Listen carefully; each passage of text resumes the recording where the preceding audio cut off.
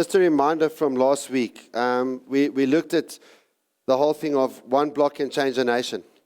And I really want you to think about the fact that many people say, don't worry about the country. I was in a conversation with someone on Friday.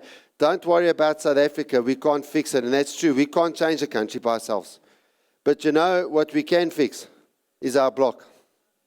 We can fix our block. It is actually possible that if we make the effort and we start doing what needs to be done, we can fix our block.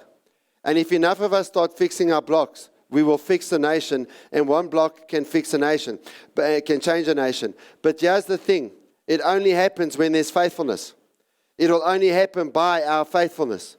And so 1 Corinthians 4 verse 2 speaks about the fact that the most important thing for a steward of the mysteries of the gospel is that they be found faithful.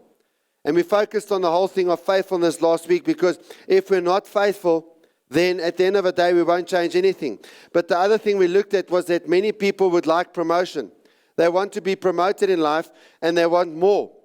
But then the question is, what are you going to do with your more? You see, at the end of the day, if you're not going to do anything with your more, then why should God trust you with your more? And also, people are asking for more, but they haven't mastered less. And so really, that is an incredibly important thing.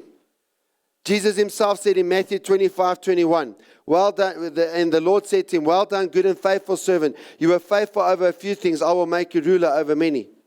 In Jeremiah chapter 12, verse 5, from the NLT, it said, if racing against mere men make you tired, how can you race against horses?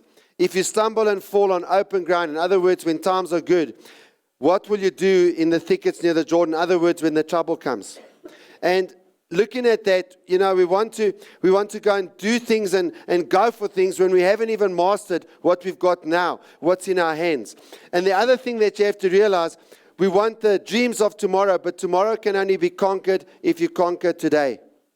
But in order to conquer today, the next thing we looked at was that you've got to master the process. Tell the person next to you, we have to master the process.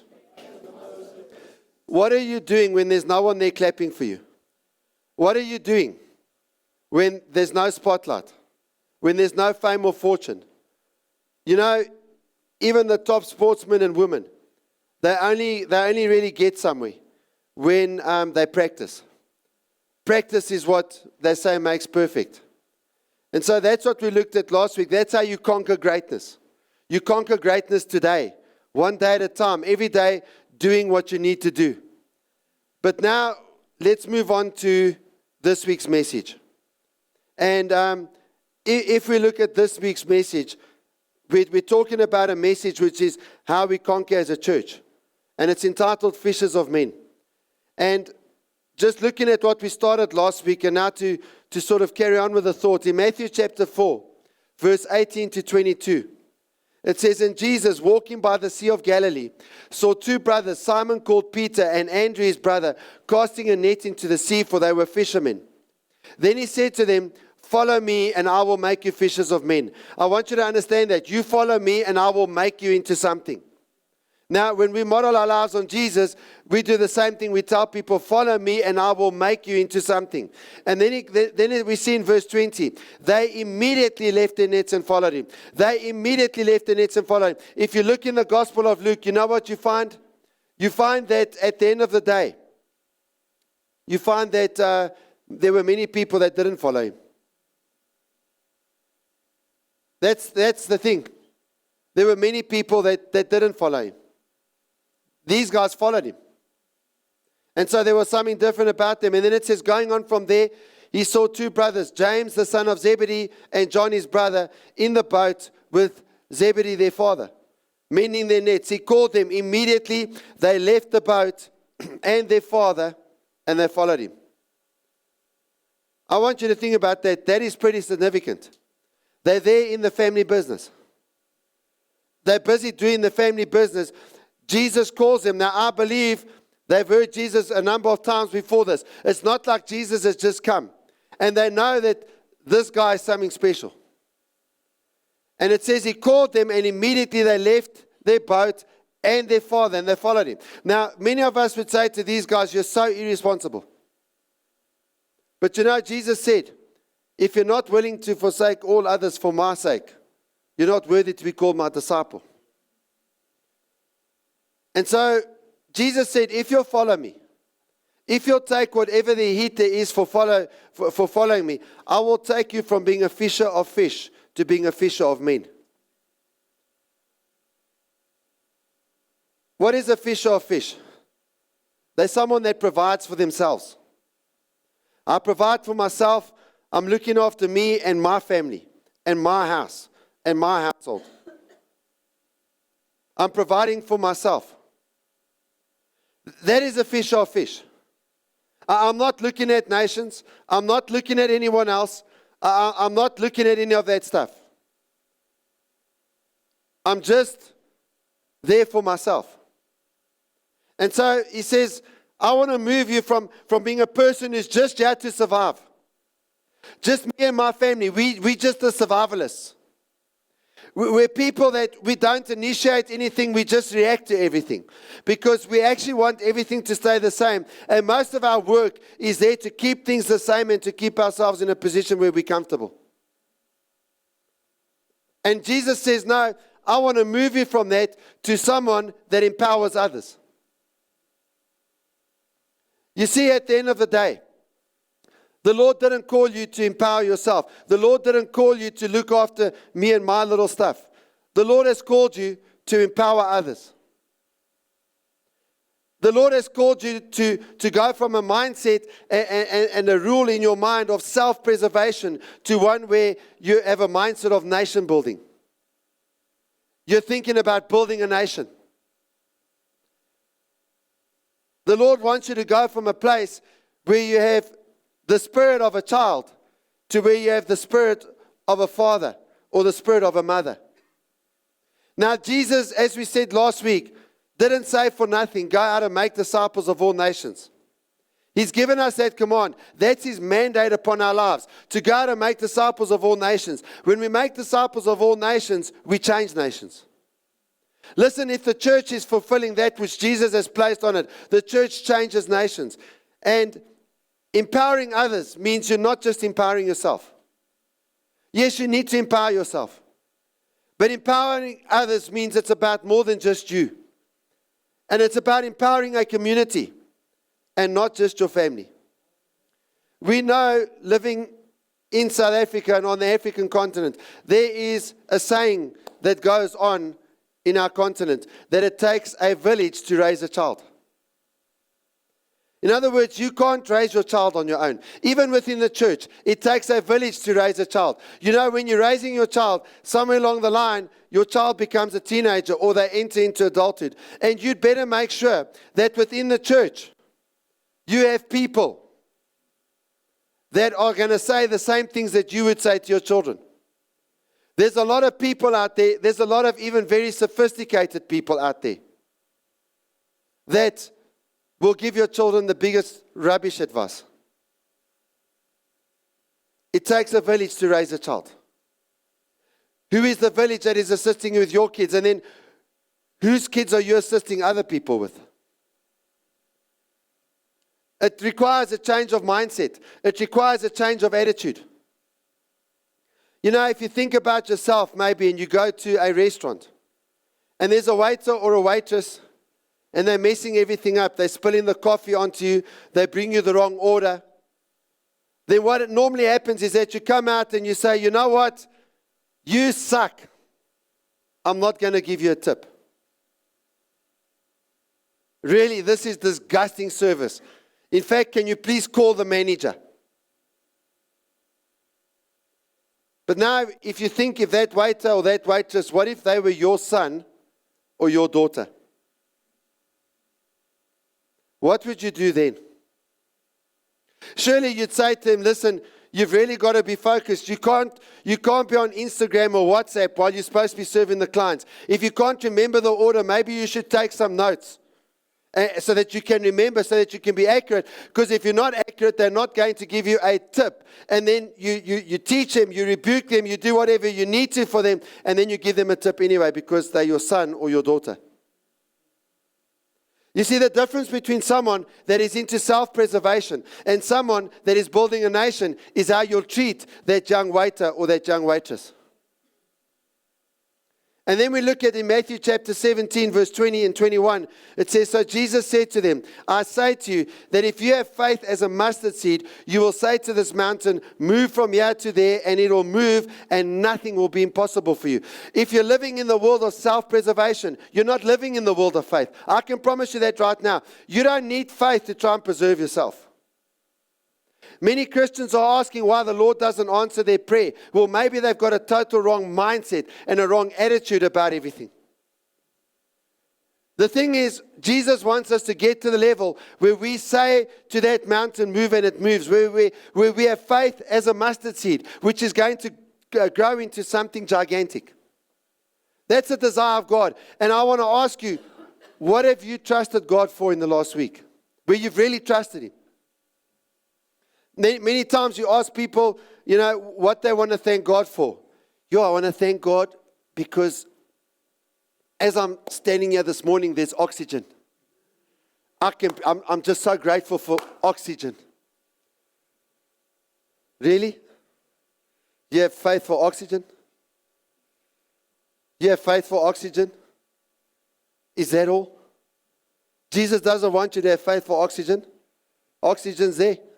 Tell the person next to you, say the oxygen's there. But in order to have faith, I want you to listen to me. Faith requires that you be faithful.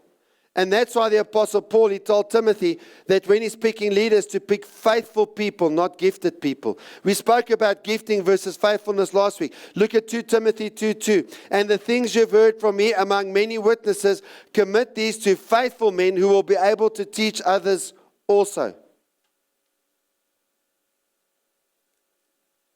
I want you to realize something. If you don't know how to build a team, you will never conquer. If you don't know how to build a team in your home, you will never conquer in your home. If you don't know how to build a team in your community, you will never conquer in that community. If you don't know how to build a team in your nation will never conquer. Everything comes from teams. Where there's a team, there is conquest. Now, when you're building a team, your focus is to find people that are faithful. The other thing is that your focus has to be to find the faith to build teams. Because I don't know if you realize, why many people in the church say, hey, this discipleship thing's not for me. It's because they don't have the faith to build disciples. It takes faith to build disciples. It takes faith to believe God's going to do something awesome through someone's life. When you look at their life right now, and it's a total and utter and complete mess. And you've got to focus on being faithful yourself. It doesn't help to go and find faithful people, because a faithful person will not follow you for very long if you're not faithful. Luke chapter 16, verse 12, and if you're not faithful with other people's things, why should you be trusted with things of your own? How are you with other people's things?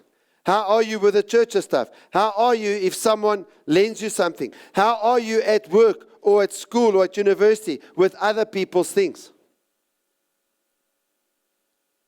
Looking at that, taking it further, what is in your hands?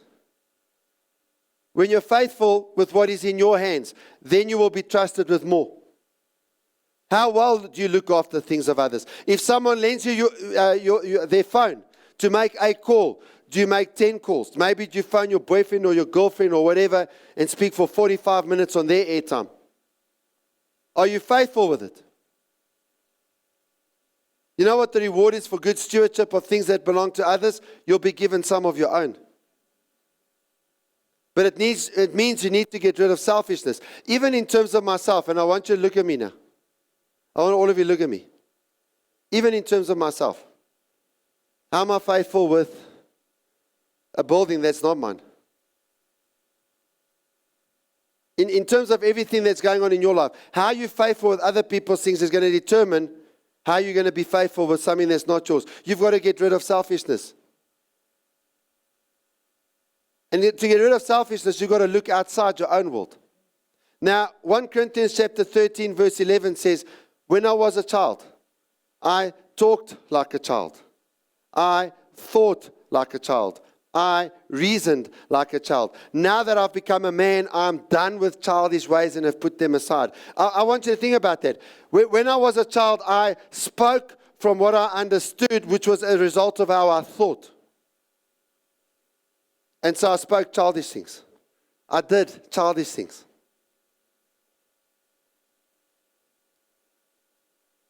If you look at the Greek words there, the spoke is laleo, which is to talk at random. Now, there's another word, lego, which refers to the intellectual part of a man, his reason. But this word is a variation of that, which speaks about the way children talk. And they talk too much. You know, children say too many things. The parent says you can't watch TV, they turn around and say, I hate you, I wish you were dead. They talk too much. So I'm talking too much like a child. When I'm an adult, I put that away. Then the other word is proneo, which is to think, to have a mindset, to be minded. In other words, how I understand my mindset is childish. And then the word for thought is legizomai. That's the word. I had it earlier. And that's to put together with one's mind. It's to count, to occupy oneself with. What are you occupying yourself with in terms of reckonings and calculations? How do you calculate? How do you process? You see, many times we have a childish way of processing, and we're calculating like a child. We're reasoning like a child. In fact, in our mind, there are childish systems. And what is the definition of a system? It's a complex set of things that put something together and produces an output. And the output that's coming from us is childish.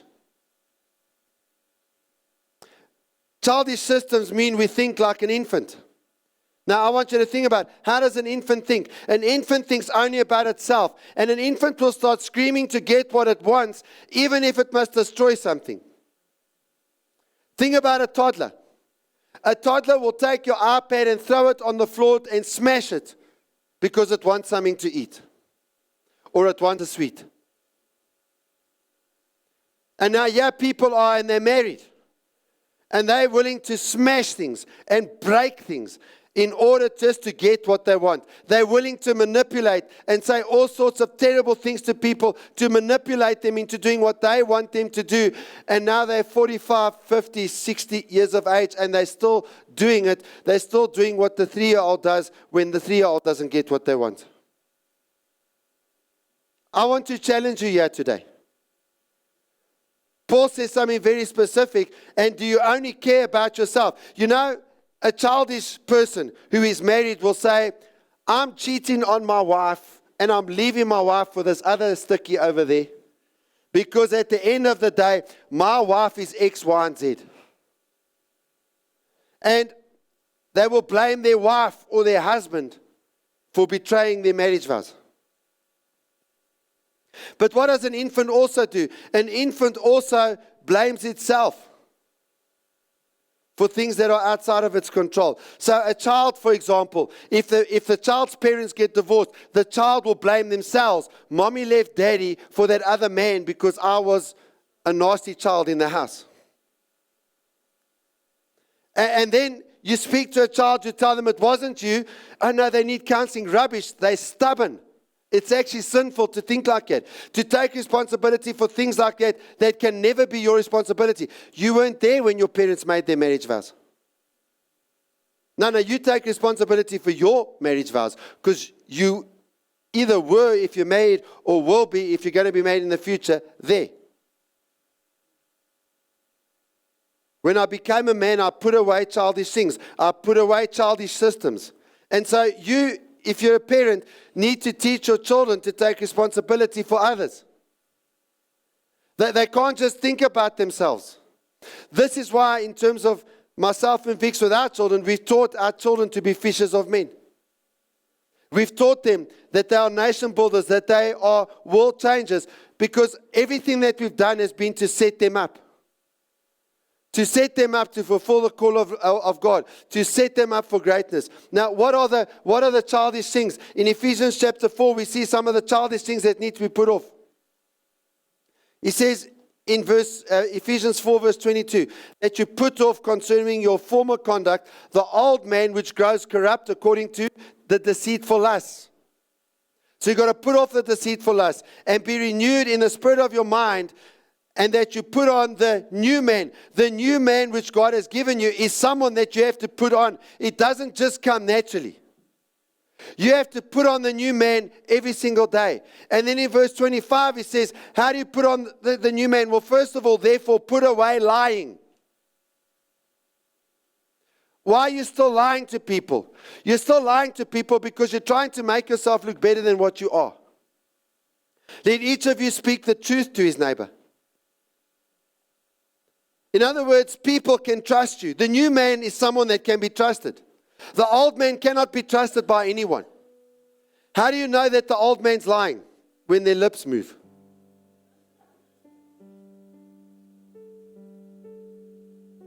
Even when they tell you the truth, they're telling you the truth because there's something they want.